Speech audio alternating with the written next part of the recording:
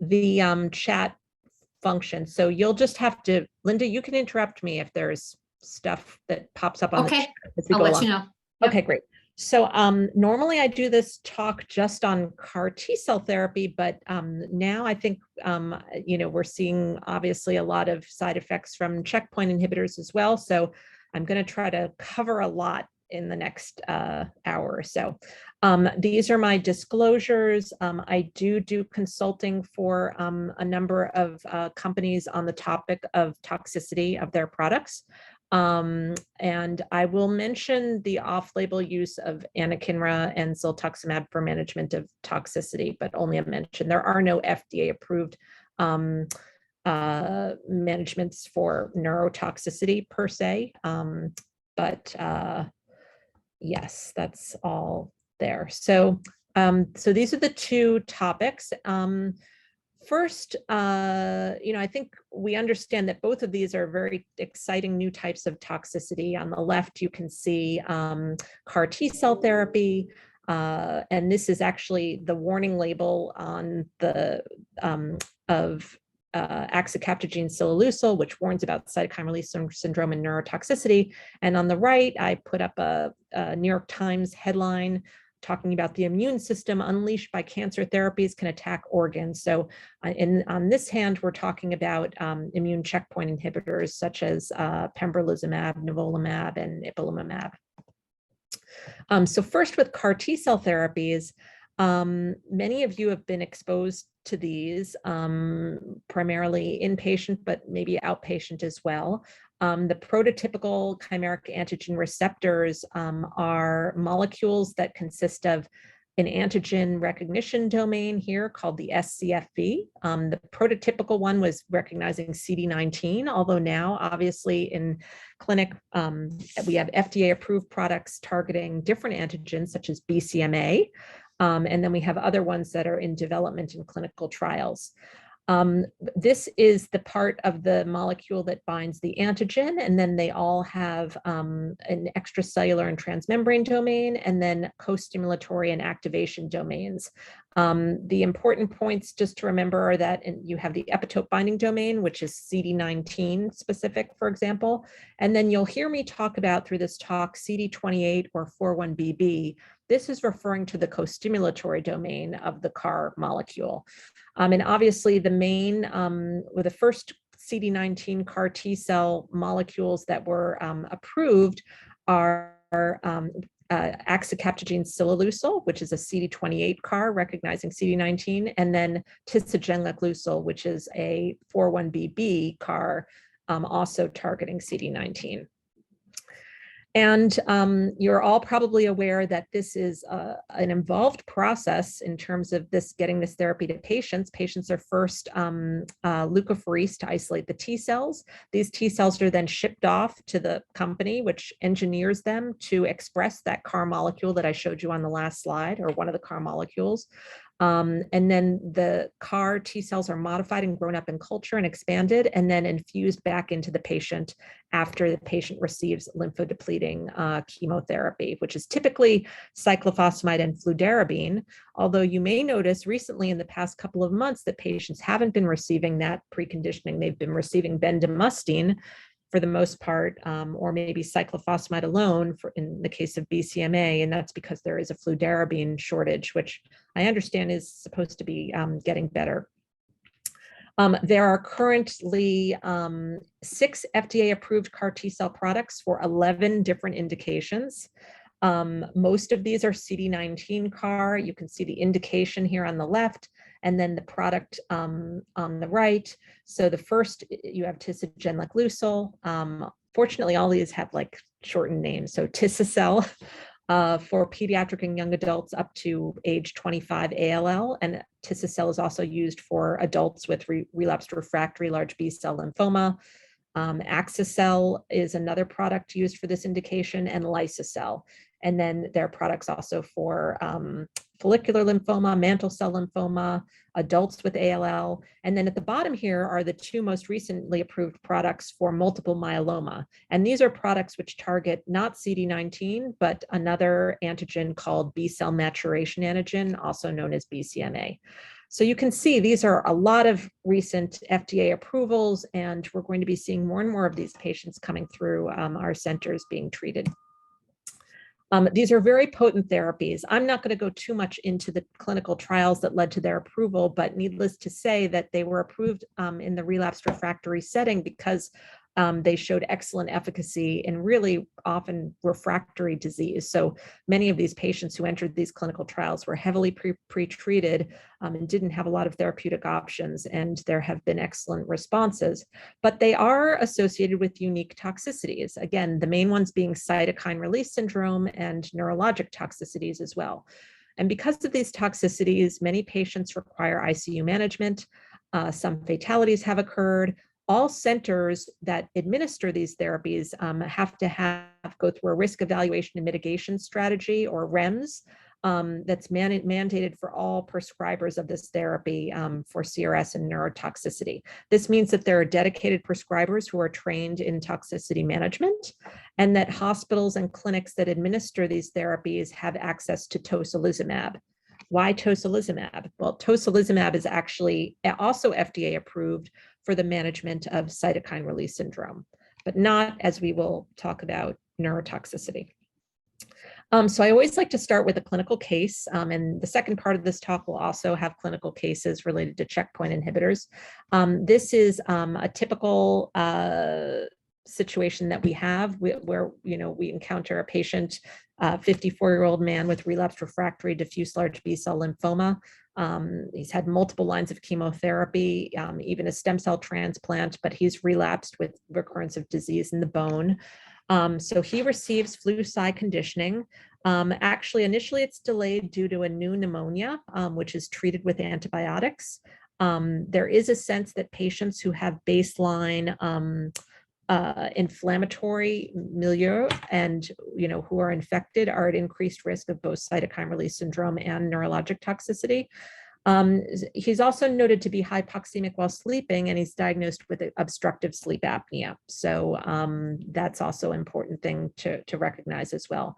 He's started on seizure prophylaxis, and he has a baseline neurologic exam. And on day 1, he receives axicabtagene ciloleucel.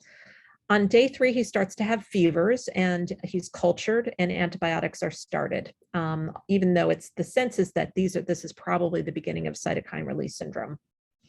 On day 4, he starts to have a higher fever, and he becomes tachycardic to the 110s. He receives a liter of IV fluid for hypotension, and then develops an increased oxygen requirement and a headache. He has some mild sedation, which is attributed to opioid medication for bone pain, and that's the dose is adjusted for that.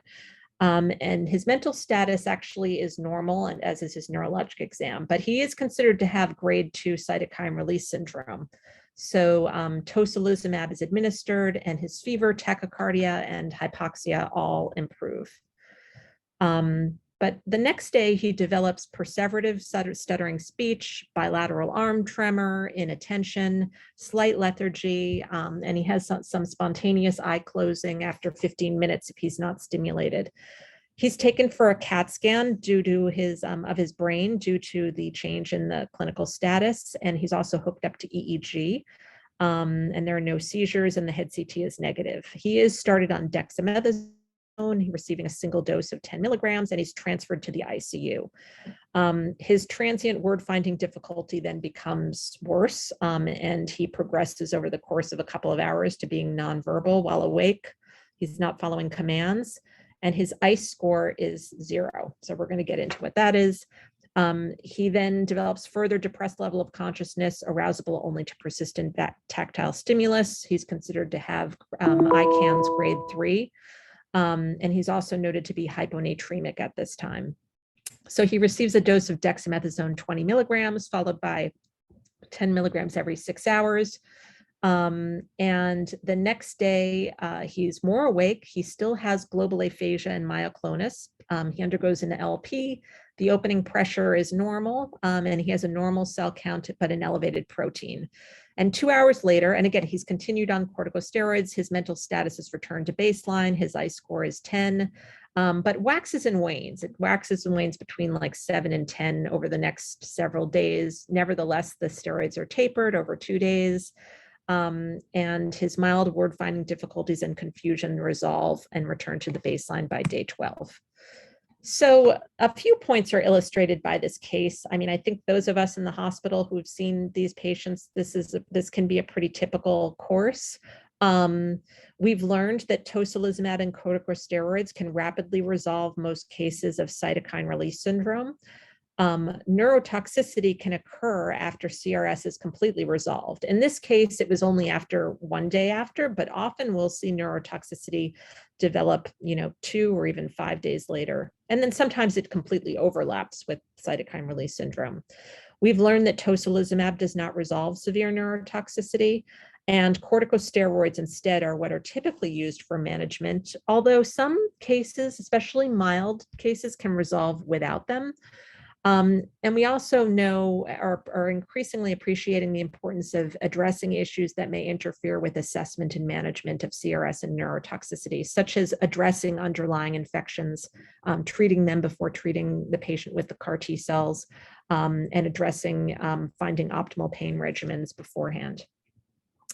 This is a swimmer plot showing kind of the typical time course of cytokine release syndrome and neurologic toxicity. This is all data from one trial that was done that ended in 2016. You can see each line here in the swimmer plot is a patient. The patients with mild neurotoxicity are on top, and the patients with severe neurotoxicity on the bottom. And the median first fever develops early, usually around grade 2, whereas the severe neurotoxicity developed, at day 9 in these patients. So you can see much later. And this is something that's been borne out by numerous other trials where a CRS generally occurs sometimes as early as hours after infusion, and neurotoxicity is typically later. Obviously, these patients in the outpatient setting have other delayed toxicities and adverse events that happen after 30 days, especially infections, cytopenias, and B-cell aplasia is a normal toxicity known side effect from this therapy, because CD19 is expressed by normal B cells. Turns out you don't need B cells, but these patients obviously are at increased risk for infections.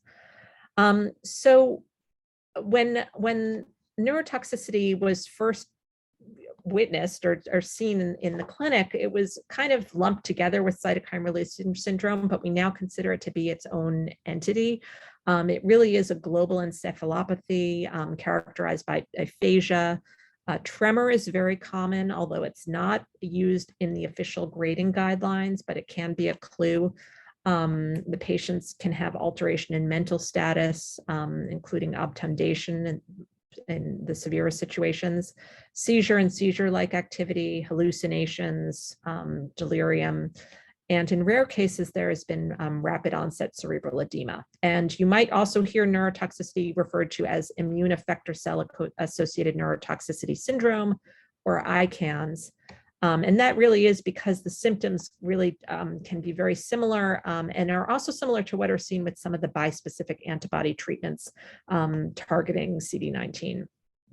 Cytokine release syndrome resolves rapidly with IL-6 receptor blockade. So tocilizumab is an IL-6 receptor blocker, whereas neurotoxicity does not resolve. And just a brief slide on the treatment of CRS. So the IL-6 receptor blockade, so this is an example of what tocilizumab does, that prevents JAK-STAT signaling in cells. That then leaves a lot of free IL-6 floating around. So if you were to take the blood of a patient who was treated with tocilizumab, you'll see that they do have very high IL-6 levels. And corticosteroids also can be used for refractory CRS. We often administer it when we give the second dose of tocilizumab, or certainly with any third dose of tocilizumab will often be giving corticosteroids as well. And this kind of more globally suppresses immune activation. This is just an example showing that after tocilizumab is administered, serum IL-6 actually goes up. That's in the red line here. And again, that's because you're blocking the IL-6 receptors on target cells, and then you have a bunch of that they are not taken up by the cells. So you have them floating around in the blood. Some people have hypothesized that actually this this free-floating IL-6 may then be able to cross the blood-brain barrier because tocilizumab is a monoclonal antibody, it cannot cross, but maybe this is related to neurotoxicity. But the point is that there are many other cytokines that are elevated during neurotoxicity, so it's unclear whether it's just IL-6. It's probably multiple other cytokines. We see high rates of ICANS for the FDA-approved products. Fortunately, rates of severe ICANS are lower, but still significant. The highest rates are seen with axicabtagene ciloleucel and brexacabtagene, lower rates with lysocell and tisocell, and the lowest rates are actually seen with the BCMA CAR, but they still can occur. In the interest of time, I'm going to skip over that situation. That was just a PEDS patient who developed diffuse cerebral edema, but maybe we can talk about that in the discussion.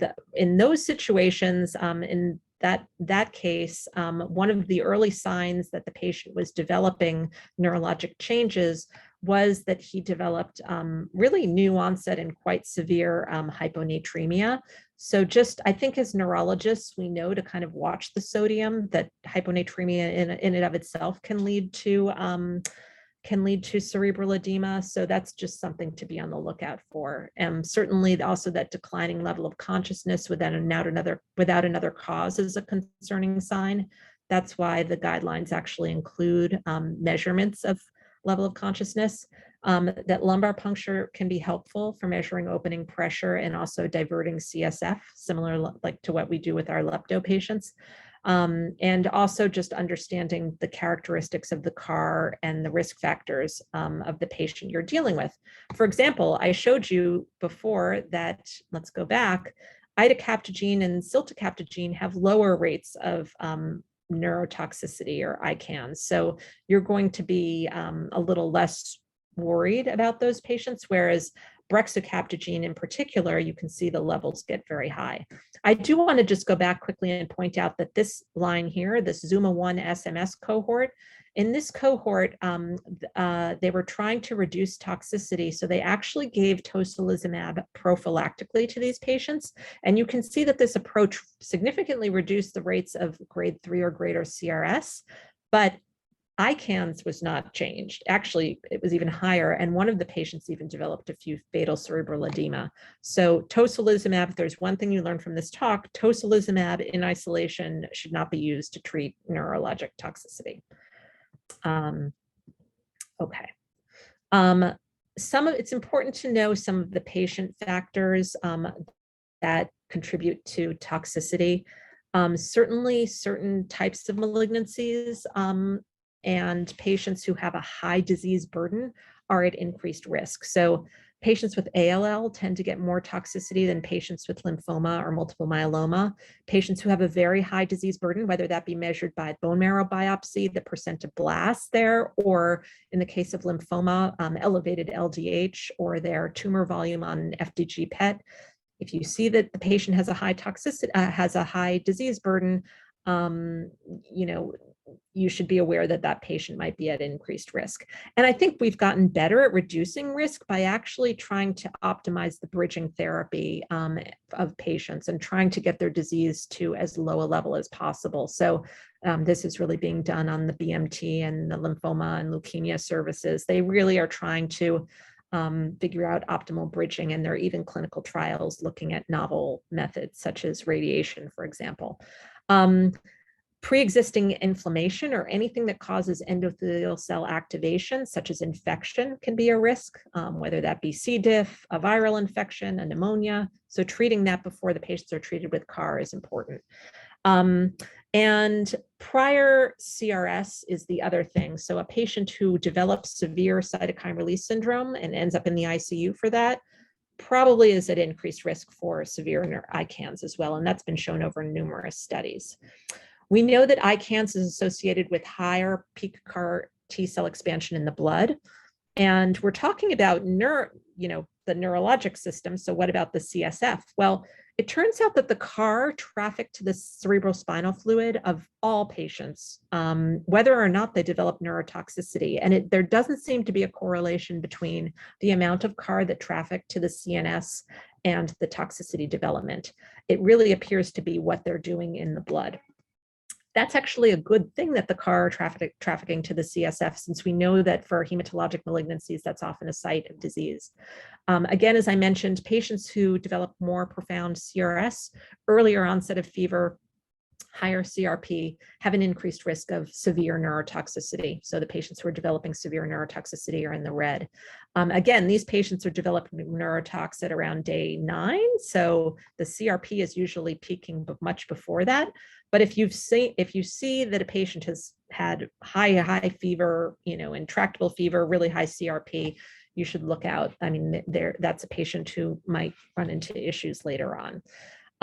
Again, as I mentioned, IL-6 is known to be more highly elevated in patients who develop severe CRS and neurotoxicity, but a number of other cytokines as well, including interferon gamma, IL-2, IL-15.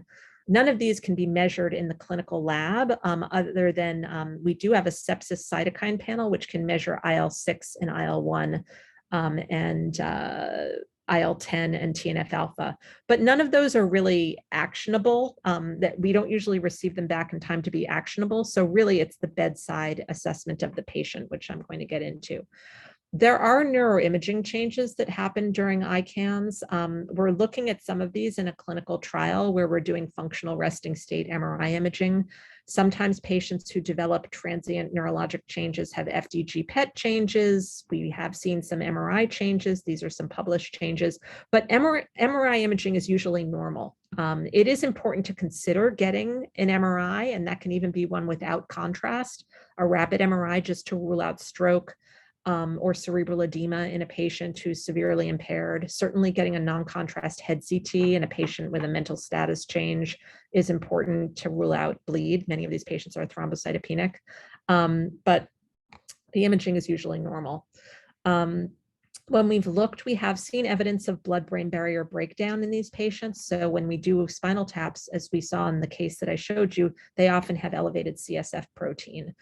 And these patients often will get hooked up to EEG just because of the change in their mental status. And we've seen a variety of EEG changes, everything from generalized slowing, which frankly is the most common abnormality, to non-convulsive status epilepticus, to frank generalized seizures. So it is important to get EEG on these patients to rule out seizures, because they can occur in up to 10% of patients and can be managed.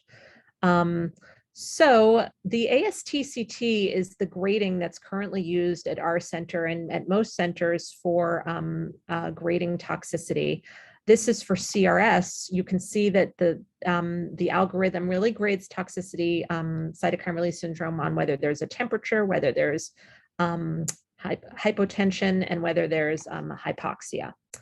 For neurotoxicity symptoms, for neurotoxicity grading, we really looked at what are the most common symptoms and found that really things that fall along encephalopathy delirium spectrum and aphasia and handwriting changes are the first and most significant changes. Although obviously other things can be seen too. These patients often will have an apraxia. They might have hallucinations. We've seen frontal release signs, Parkinsonism, ataxia. But as far as actually, how to best capture their encephalopathy, we use this ASTCT consensus ICE tool. This is the same, for those of you who are at MSK, as the SCAN score. They're identical. But this is a 10-point tool. It's kind of a pared down mini mental status score that first assesses orientation, naming, command following, the ability to write a sentence. And here you're looking not only at the ability to write a sentence, but also looking at the handwriting and attention. So like count backwards from, 100 by 10s. A score of 10 is no impairment. And then as decreasing scores are higher grade of encephalopathy. A patient who is unable to do this screen at all due to being unarousable is an ICE score grade 4.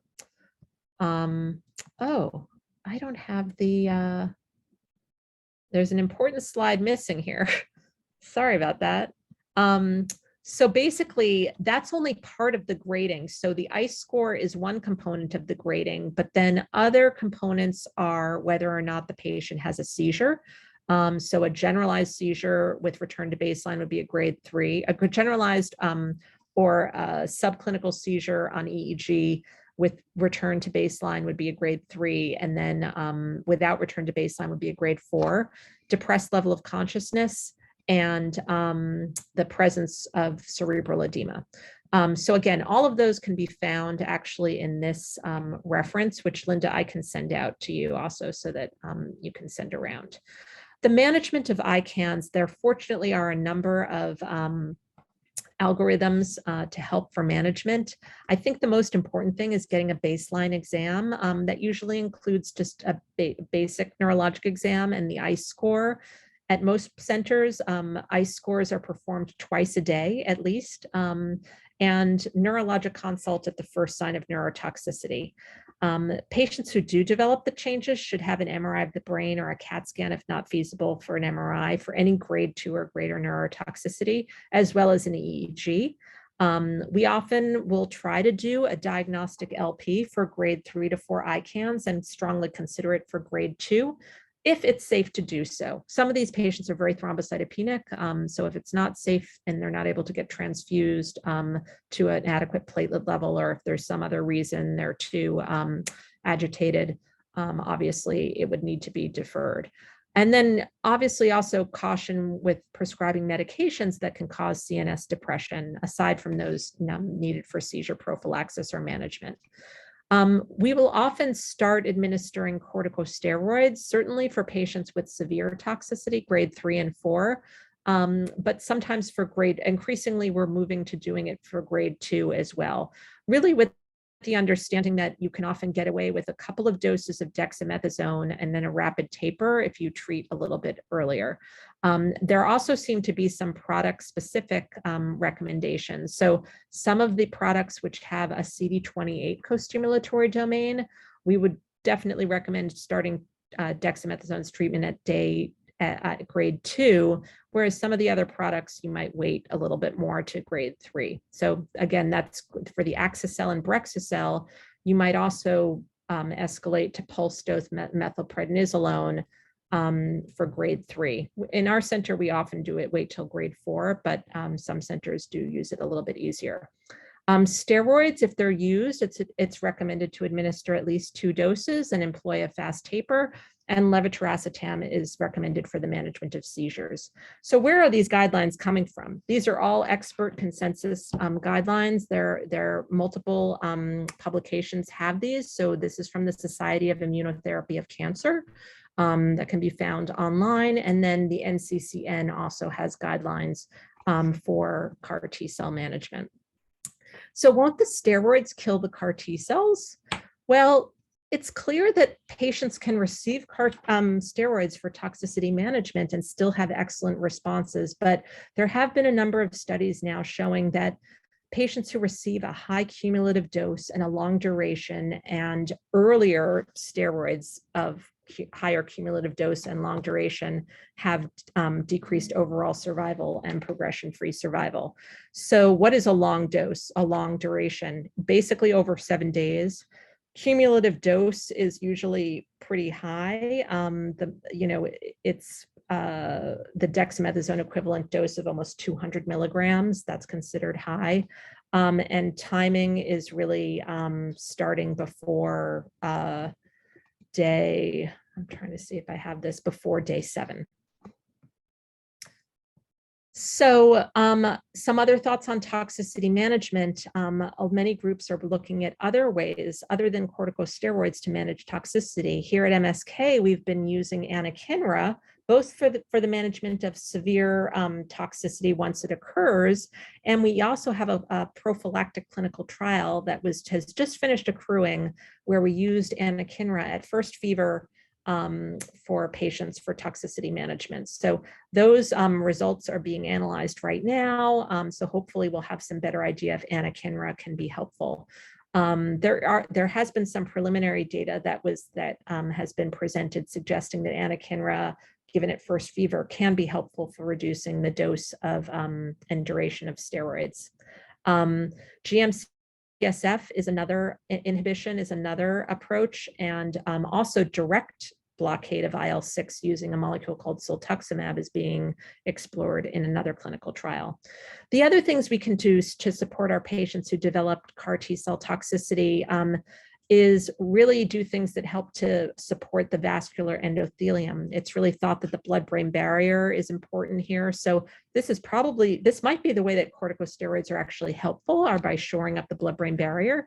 Also keeping magnesium repleted. We will often give these patients empiric thiamine, which also helps endothelium, using hypertonic saline to keep the sodium within a normal range also helps endothelium.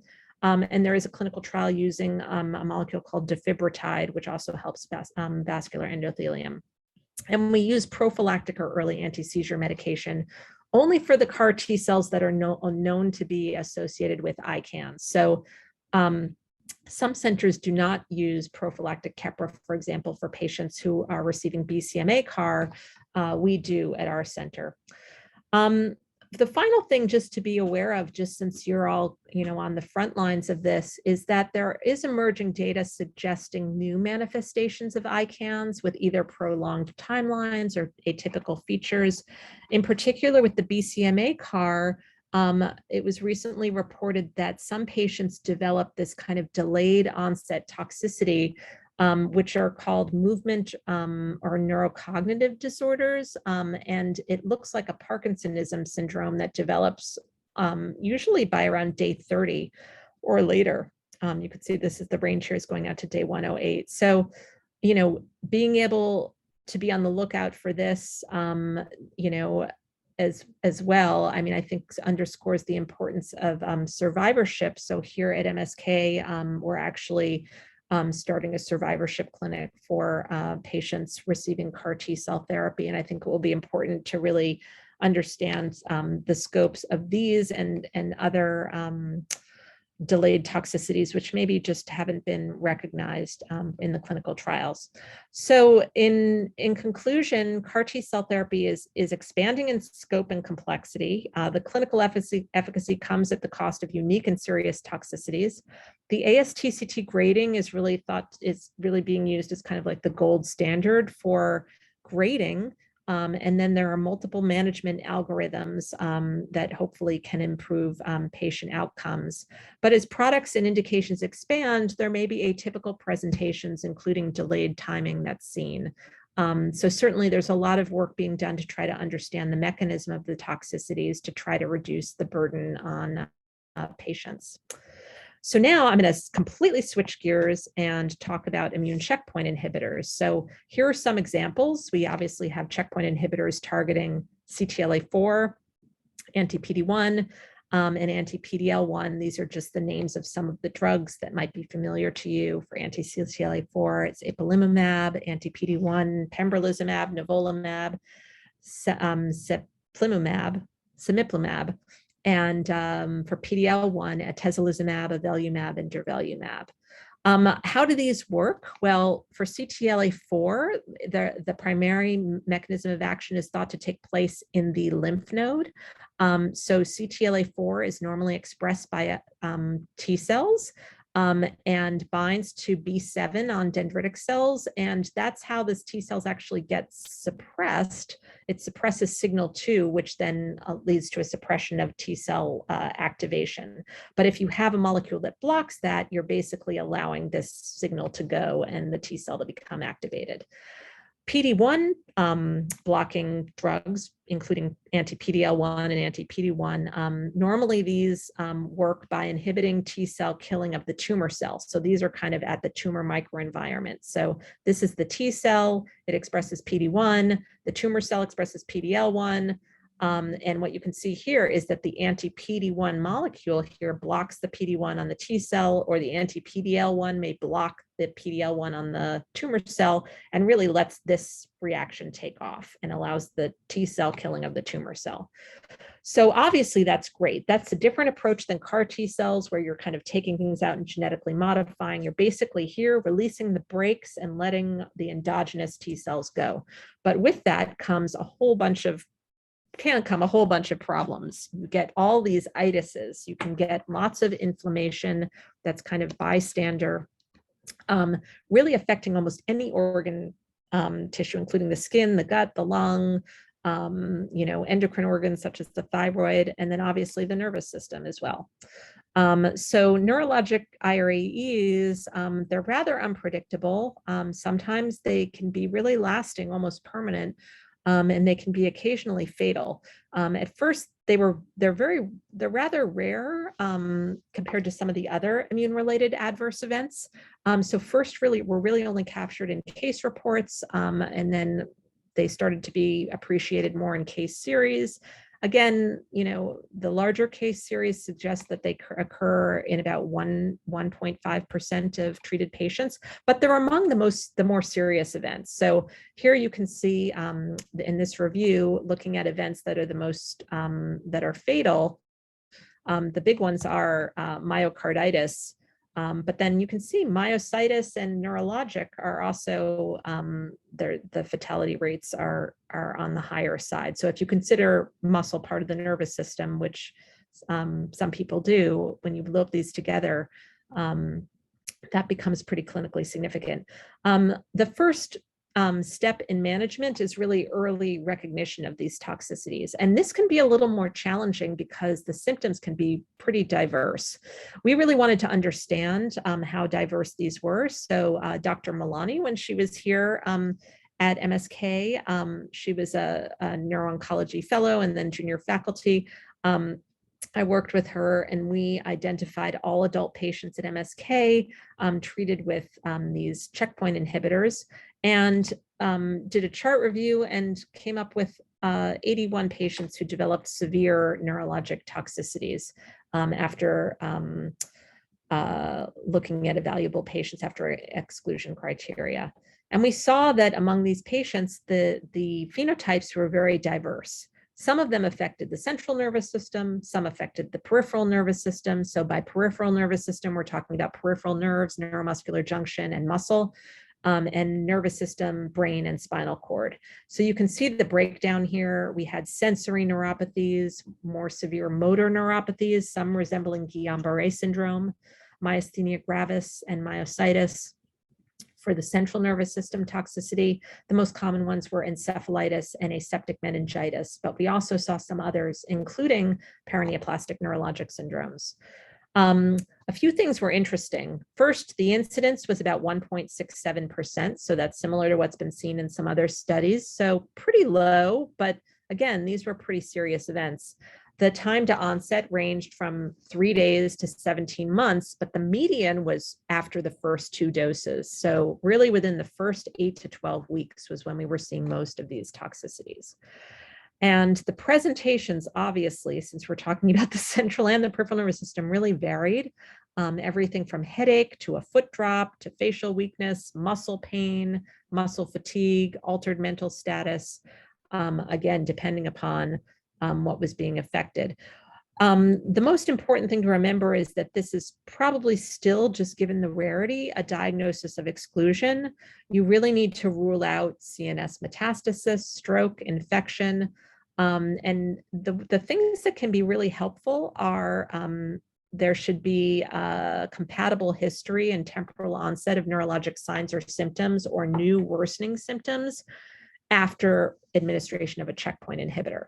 Some of the most helpful tests are listed here, but I want to just bring up this very important point. At MSK, we saw that most patients who developed these neurologic IRAEs had toxicity of another organ system. So this can be a very helpful clue.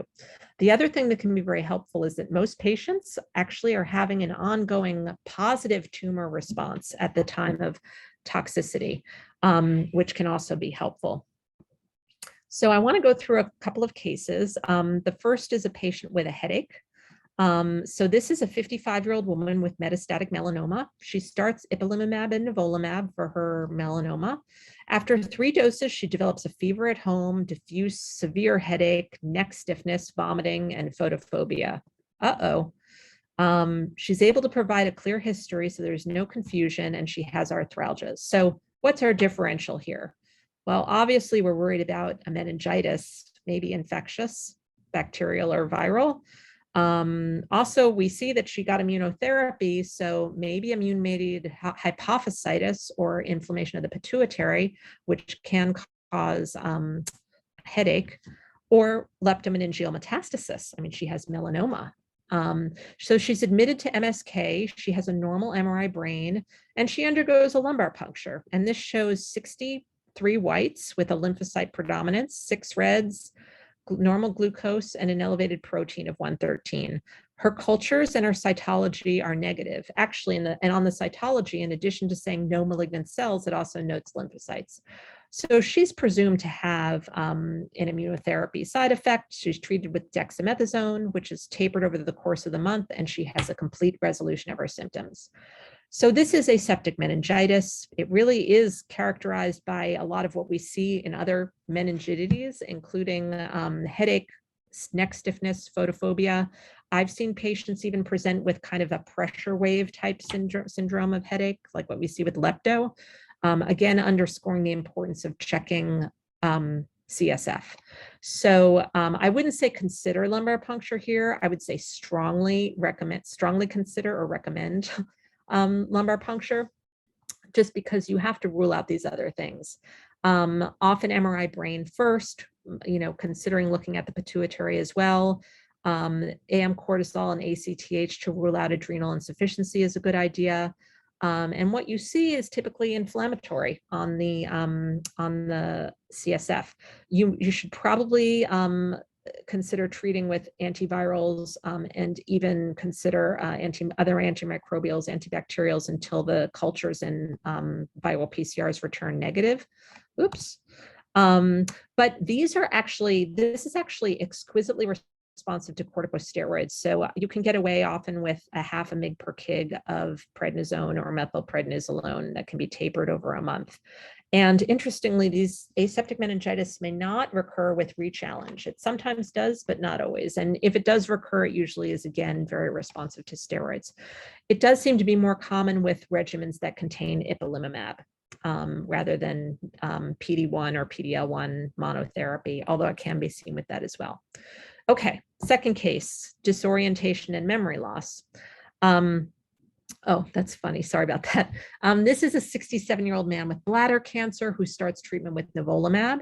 After 4 doses, his family notes that he's newly confused. He has decreased PO intake, generalized weakness, and a possible mild fever. So what's our differential diagnosis here? Well, he could just have an infection, either CNS or systemic. He could have a metabolic derangement. He could have a new stroke, seizure, new leptomeningeal disease, or CNS metastatic disease. So he is told to come to urgent care. He does his exam. He has fluent speech, but 0 out of 3 recall. He's very inattentive, and he can't remember the name of his hospital or his cancer diagnosis. He otherwise has no focal signs. He's admitted to MSK and testing is obtained. He has an LP ultimately, which shows a slightly elevated white blood cell count of 8, negative viral PCRs, negative paraneoplastic and encephalitis panel, negative West Nile because it happens to be the summer, and the cytology is negative. He's hooked up to EEG, and he's noted to have intermittent focal sharp waves that are left temporal. So it's thought that something is going on and that he probably has some type of encephalitis. So he's started on methylprednisolone 1 mg per kg per day, but his exam worsens. And then he gets an MRI of the brain, and it shows this. It shows flare in the medial temporal lobes. So he's thought to have encephalitis, and I guess he was even just based on the EEG, but his steroids are escalated to pulse dose methylprednisolone and IVIG, and he eventually returns to baseline. So this is encephalitis. This is often characterized by confusion, altered behavior. You can have frank seizures or seizure-like activity, short-term memory loss, depressed level of consciousness, personality change, and speech abnormality. I think the most important things are getting the MRI to rule out CNS lepto or METs. The MRI may be completely normal. It wasn't in that case, but it can be. And that doesn't mean that you're not dealing with an encephalitis. The LP can be helpful. It usually will show elevated protein or cell count, but not always. So oligoclonal bands also, or sending some of these panels, such as the autoimmune encephalopathy panel, which is a panel of antibodies from the Mayo Clinic, can be helpful. Some additional tests can also be helpful, sometimes sending rheumatologic stuff. Often these are also just, off. And that, it's non-specific to have an elevated ESR-CRP, but it can just help point you in a direction and that this might be more inflammatory. So ESR-CRP, ANCA, TPO, thyroglobulin antibodies, certainly an EEG as well. If those show focal slowing or sharps, that also might push you in the direction of thinking about it. Finally, sometimes we've just empirically treated patients. If we've ruled out everything else and they've received immunotherapy, especially if they're early in the course and they're having a good tumor response, we'll consider just giving them an empiric course of steroids. You need to reevaluate these patients frequently. We will often consider rituximab. There have been numerous published case reports suggesting that, many of the cases can be refractory to steroids and IVIG, although we often will start with that. I think this remains one of the more difficult syndromes to treat, toxicities to treat. The response may only be partial in some cases or may take a long time to recover. This is a patient of mine who had metastatic bladder cancer who developed encephalitis after pembrolizumab. We did Plex for him, and he did improve post-Plex. He actually had a striational antibody and a voltage-gated calcium channel antibody on his paraneoplastic panel, which didn't really fit the symptoms he was having, but just pointed us in the direction that, yes, this is probably an autoimmune inflammatory encephalitis. And that led us to treat him with rituximab, which led to further clinical improvement. Although unfortunately he succumbed to COVID-19. This was before vaccination was available. So I think it's also important to recognize that if you are going to treat a patient with rituximab, there can be downstream effects as well. It's not entirely benign. And the biggest issue for rituximab in the pre-COVID vaccine era was that, these patients were then rendered, I think, more immunodeficient. Finally, if we have time, I just want to go through one case of a patient with trouble walking. This is a 68-year-old man with metastatic colorectal cancer. He starts treatment with nivolumab. 4 months later, he develops diffuse gait difficulties and unsteadiness. There's no ataxia noted on exam, but he's very unsteady. He's admitted to MSK. He has an LP. It shows 63 whites, 89% lymphocytes, elevated protein, and cytology is negative. He's treated with dexamethasone over the course of a month, and he has resolution of his imaging findings. But I just want to point out here that actually I changed the order of this case. The way that this patient actually came to us was at tumor board, where his neuro-oncologist said, look, this patient just developed this unsteady gait and he had this MRI of the spine, and look, it showed leptomeningeal disease. It showed leptomeningeal enhancement. Well, I want to just make an important point here that leptomeningeal disease is not the same as leptomeningeal enhancement. So in this case, it was very important that this neuro-oncologist recognized, well, colorectal cancer usually doesn't cause lepto.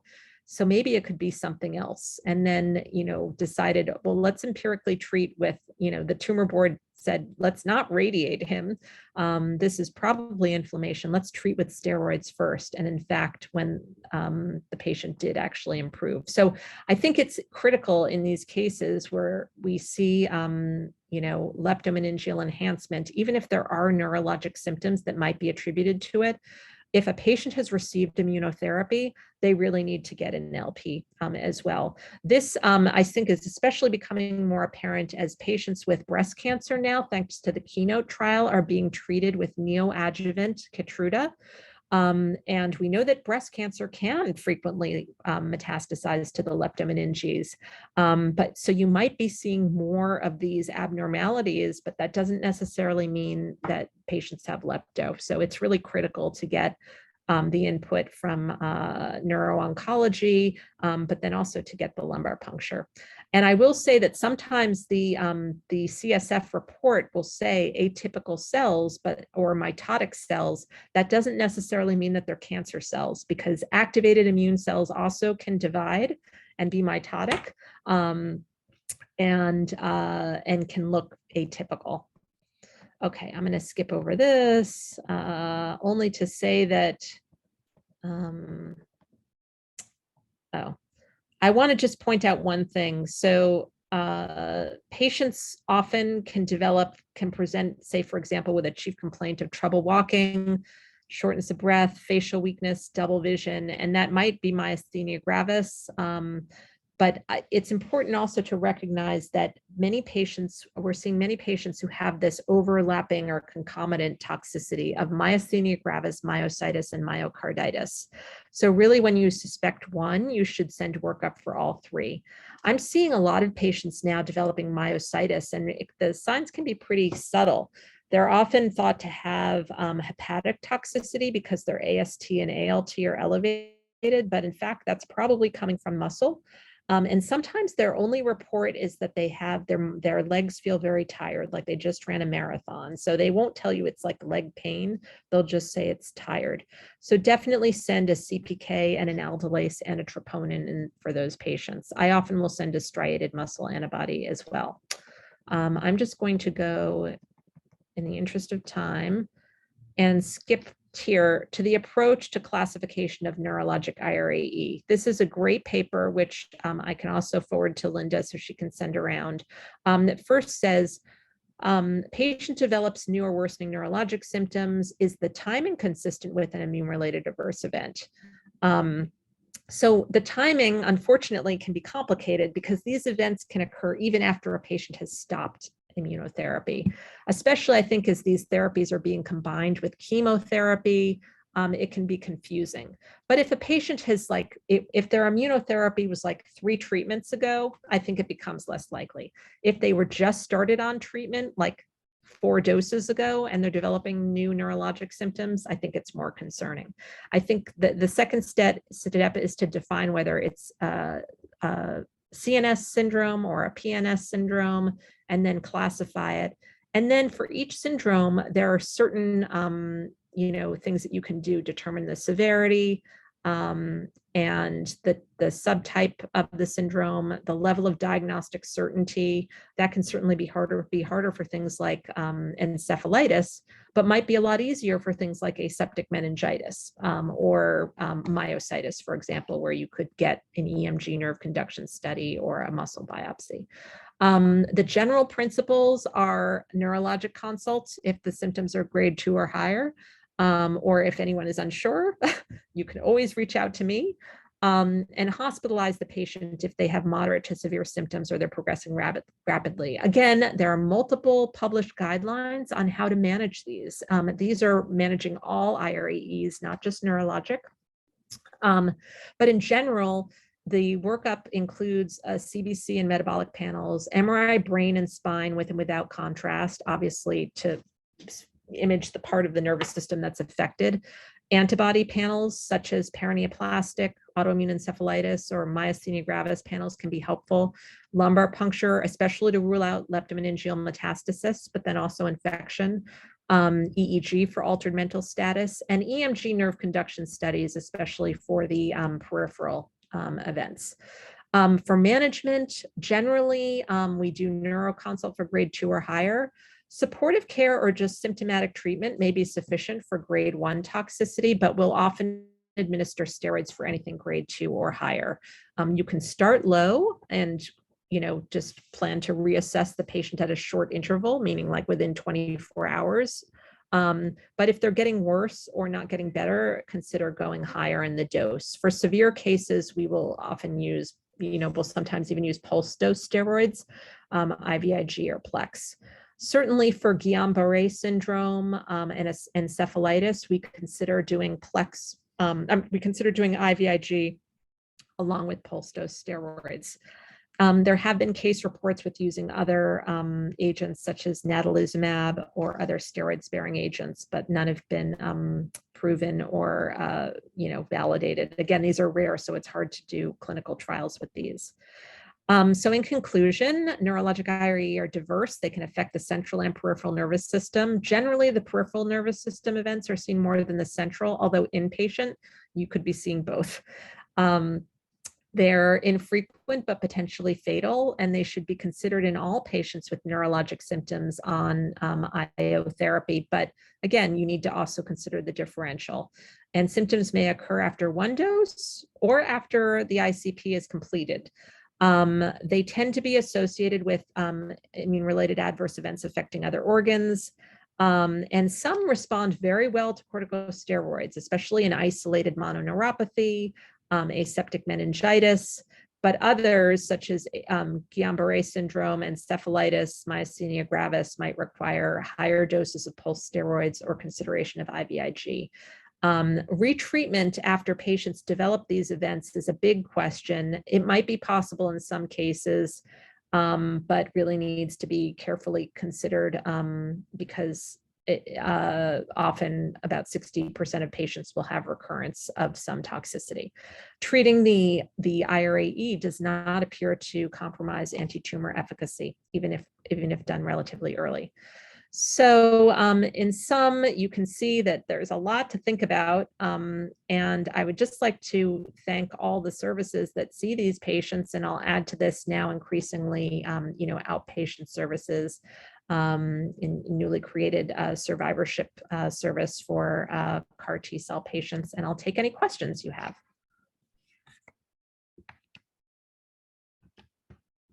Thank you so much. Just reminder, guys, to